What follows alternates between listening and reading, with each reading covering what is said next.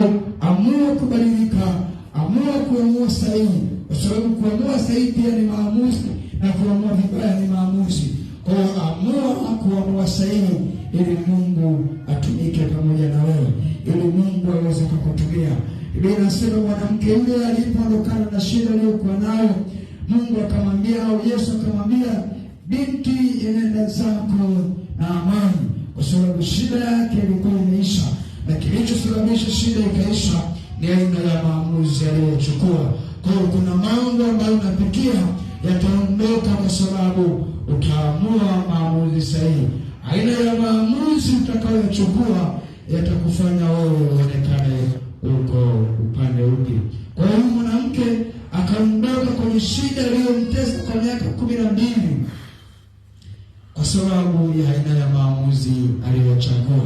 Kwa hiyo kuna wale watu ambao ni lazima uchague kuachana nao. Kuna vile vitu ni lazima uchague kuviacha ili wewe ubaki kuwa salama. Vitu ambavyo vinaondoa amani yako, vitu ambavyo vinaondoa furaha yako, ni lazima ukubali kuviacha ili Mungu aweze kukutumia sawa vile ambavyo amekusudia kukutumia. Tena tukaone matokeo yatokanayo na kufanya maamuzi sahihi, au faida ya kuamua sahihi. Nini unakipata unapoamua sahihi? Au kwa nini uamue vitu sahihi? Kwa nini ufanye maamuzi sahihi? Kwa nini ufanye hayo? Usifanye tu maamuzi tu ili mradi ni maamuzi. Twende tukaone faida au matokeo ya kuamua sahihi. Faida ya kwanza ya kuamua sahihi, unaijua hatima yako. Unapoamua sahihi, unajijua wewe ni nani. Unapoamua sahihi, unajua mwelekeo wako. Unapoamua sahihi, unajua wewe unatakiwa ufanye nini. Na kumbuka wale wakoma walipoamua mioyoni mwao wakaenda kuwakabili Washami, na Mungu akaweka sauti yake ndani yao, ndipo walipoanza kuona kwamba vitu vinawezekana. Ikafika hatua wakasema, Mungu, haya tufanyayo si mema. Hayo yote yakutokea tu ni kwa sababu uliamua sahihi. Kwa hiyo maamuzi sahihi yanakusaidia wewe kujua hatima yako. Ni kitabu kile cha Danieli sura ile ya kwanza 17 na 20. Danieli sura ya kwanza mstari wa 17 na ule wa 20, kwamba unapoamua sahihi unajua hatima yako. Unajua wewe ni nani, unajijua wewe ni nani. Vinasema kitabu cha Danieli sura ya kwanza 17 na mstari wa 20, basi kwa habari zao vijana 4 Mungu aliwapa maarifa na ujuzi katika elimu na hekima. Danieli naye alikuwa na ufahamu katika maono yote na ndoto, na hata mwisho wa siku zile alizoziagiza mfalme akawaingiza kwa matowashi mbele ya mfalme Nebukadneza. Naye Danieli akazungumza nao, na miongoni mwao wote wakaonekana waliokuwa kama Danieli na Anania na Mishaeli na Azaria. Kwa hiyo wakasimama mbele ya mfalme, na katika kila jambo la hekima na ufahamu alilowauliza mfalme, aliwaona kuwa walifaa mara 10 zaidi ya waganga na wachawi waliokuwa katika ufalme wake. Kwamba unapoamua sahihi unaijua hatima yako. Maamuzi ya kina Danieli ya kuamua kuchagua mtama na maji, wakaacha vyakula vya kifalme na vivaa, yakawaweka kwenye nafasi ya kuheshimiwa, yakawaweka kwenye nafasi ya upendeleo. Mfalme akawaona kuwa wanafaa. Mfalme akawaona kuwa wao walikuwa wako wapi. Wakaona kana kwamba wanastahili kuwa na waamuzi pamoja na mfalme. Kwa hiyo wakapewa nafasi mbalimbali za uongozi, wakawa ni waamuzi ambao wanaamua pamoja na mfalme. Kwa hiyo maamuzi yatakuweka wewe kujua hatima yako ni nini. Kwa hiyo wakaonekana ni watu wazuri, wenye elimu, wenye ufahamu, wenye maarifa, wenye uwezo wa kufasiri ndoto, wenye uwezo wa kutambua changamoto mbalimbali. Lakini waganga na wachawi na wapiga ramli wakaonekana si kitu. Kwa hiyo maamuzi yako leo yatakujulisha wewe ni nani. Kwa hiyo ukitaka kujua kwamba wewe ni nani, amua sahihi juu ya maisha yako. Amua kutumika pamoja na Mungu. Amua kufanya kazi ya Mungu ukiwa pamoja na Mungu, ili uweze kujua hatima yako ni ipi. Lakini pia maamuzi sahihi yanakuwa ni ulinzi wa kesho yako. Unapoamua sahihi, unajiwekea ulinzi wa kesho yako, kwamba kuna vitu ambavyo unakuwa vifanya leo kesho, lakini huoni kama vinakuletea matokeo, lakini vinaleta matokeo nyakati zinazokuja. Kwa hiyo usiache kuamua sahihi, kwa sababu kadri unavyoamua sahihi, unajiwekea ulinzi wa maisha yako, unajiwekea ulinzi wa kesho yake. Kitabu cha Mwanzo sura yake ya 39, tukaone habari za Yusufu na jinsi ambavyo maamuzi yake sahihi yalikuwa ni sababu ya ulinzi wa kesho yake. Kitabu cha Mwanzo sura ya 39 mstari wake wa 7 na ule wa 9, kwamba unapoamua sahihi unajiwekea ulinzi wa kesho yako.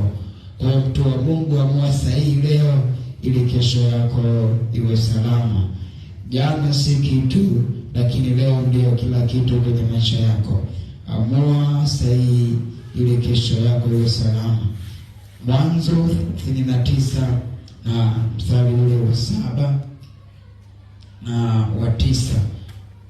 Biblia inasema, ikawa baada ya mambo hayo, mke wa bwana wake akamtamani Yusufu, akamwambia, lala nami. Lakini akakataa, akamwambia mke wa bwana wake, tazama, bwana wangu hajui kitu kilichowekwa kwangu nyumbani, na vyote. Naomba nirudie. Lakini ikawa baada ya mambo hayo, mke wa bwana wake akamtamani Yusufu, akamwambia, lala nami. Lakini akakataa, akamwambia mke wa bwana wake, tazama, bwana wangu hajui kitu kilichowekwa kwangu nyumbani, na vyote alivyo navyo amevitia mkononi mwangu. Hakuna mkuu katika nyumba hii kuliko mimi, wala hakunizuilia kitu chochote ila wewe, kwa kuwa wewe umkewe. Nifanyeje ubaya mkubwa nimkosee Mungu? Nifanyeje ubaya huu mkubwa nimkosee Mungu? Kitabu cha Mwanzo hicho 41 39 na 41.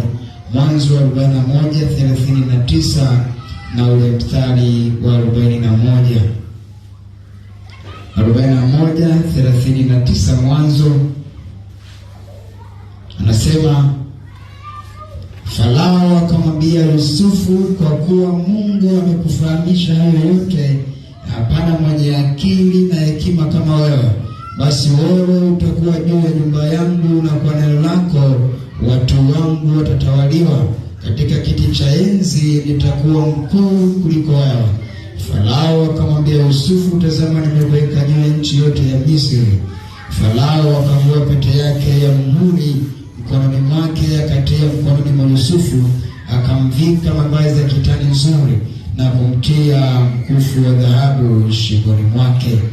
Kwamba unapoamua sahihi unajiwekea ulinzi wa kesho yake.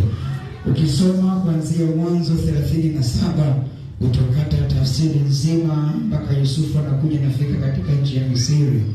Kwamba Yusufu alikuwa na ndoto nyingi, Yusufu alikuwa na mipango mingi ya maisha yake, lakini ndugu zake wakamtenga na hatimaye akauzwa katika nchi ya Misri. Linasema alipofikishwa Misri, yupo mtu mmoja Potifa akamnunua, akampeleka nyumbani kwake, akamweka juu ya vitu vyote alivyokuwa navyo. Yusufu akawa ni dhamana ya vitu vya nyumba ya mfalme. Linasema Yusufu alivyoendelea kuishi pale, kwa sababu alikuwa ni kijana, linasema alionekana kama ni kijana mzuri, alionekana kijana mwekundu mwenye uso mzuri. Linasema mke wa Potifa akamtamani Yusufu, akatamani kulala naye. Linasema Yusufu akamwambia mwanamke yule, kwa nini nifanye ubaya mkubwa, Mungu, kwa nini nifanye ubaya mkubwa niondoke kwenye mpango wa Mungu? Mtu wa Mungu, sikiliza. Kawaida ya dhambi si tu inakukosesha wewe amani. Dhambi inakutenga na Mungu. Dhambi itakutenga na uwepo wa Mungu. Dhambi inakufarakanisha na Mungu. Yusufu alipoikataa dhambi, alipoikataa kulala na yule mwanamke, ilisema Mungu akaendelea kumweka kwenye mambo makubwa, lakini anakuja tu kwa bahati mbaya. Hiyo ni kwa sababu ya ile ya maamuzi ambayo aliyachukua. Aliamua kuikimbia dhambi ili kuiokoa kesho yake. Kwa hiyo unapoamua sahihi kwenye maisha yako, unaitetea na kuiokoa kesho yako. Mfalme akamweka juu ya mambo makubwa. Mfalme akamweka juu ya Misri yote, kwamba Wamisri wote watasikiliza sauti yako. Wamisri wote kila watakachohitaji watauliza kwako, ila mimi tu nitakuwa juu ya nchi, lakini vitu vyote nimeviweka chini yako. Kwa hiyo maamuzi ya Yusufu ya kuikataa dhambi, maamuzi ya Yusufu ya kuikimbia dhambi yakamweka juu ya mambo makubwa, na hiyo kesho yake ikaonekana kuwa ni ya maana, na hiyo kesho yake ikaonekana kuwa inafaa sana. Kwa hiyo amua sahihi, mtu wa Mungu, leo ili kesho yako iwe salama. Amua sahihi leo ili uweze kuwekwa kwenye mambo makubwa. Na ndio maana nimetangulia kusema watu wakubwa tunaoona leo hawako pale kwa bahati mbaya. Hiyo ni kwa sababu ya maamuzi waliokuwa wakiyafanya nyuma. Inawezekana ilikuwa ni maamuzi madogo madogo, lakini hayo yalikuja yakaweka kwenye mambo makubwa. Kwa hiyo uamuzi wa Yusufu ulimfanya akawekwa kwenye vitu vikubwa. Kwa hiyo nawe utakavyoamua sahihi leo, utakavyoamua vizuri, Mungu atakuwa pamoja na wewe, atakuweka kwenye mambo ambayo anahitaji kukuweka. Lakini pia maamuzi sahihi yanadhihirisha msimamo wa imani yako, kwamba maamuzi sahihi yanakutambulisha kwamba wewe umesimama upande upi. Maamuzi sahihi yanaonyesha watu wengine kwamba wewe ni nani, kwa sababu watu hawataki kuona wewe, hawataki kusikia wewe unaamini nini, ila wanataka kuona wewe unafanya nini ambacho kinaweza kikaleta mabadiliko kwa maisha yao. Kile utakachokifanya sahihi ambacho kitaweza kikawabadilisha, hicho ndicho ambacho watu wanahitaji kukiona. Kwa hiyo utakapoamua sahihi, itaonyesha wewe umesimama wapi, imani yako iko wapi. Kwa hiyo maamuzi sahihi yakatuonyesha, maamuzi yako sahihi yakatuonyesha msimamo wa imani yako uko wapi. Kitabu cha Wafilipi sura ya 2 na ule mstari wake wa 8 na ule wa 11.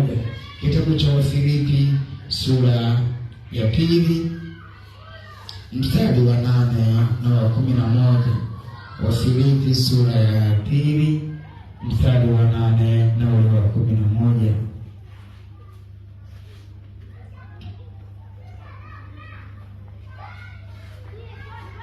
Biblia inasema, tena alipoonekana ana umbo kama mwanadamu, alijinyenyekeza akawamtii hata mauti, naam, mauti ya msalaba.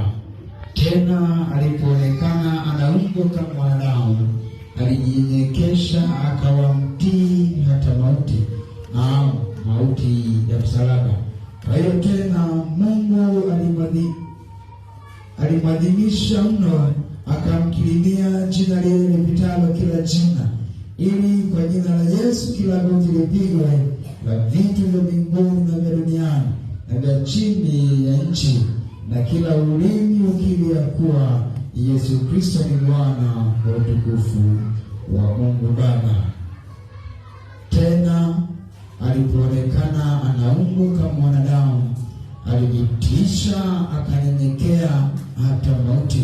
Ni mfano wa Yesu mwenyewe, kwamba unapoamua sahihi unaonyesha msimamo wa imani yako, kwamba unaonyesha watu kwamba wewe Bwana, imani yako iko hapa, imani yako iko pale.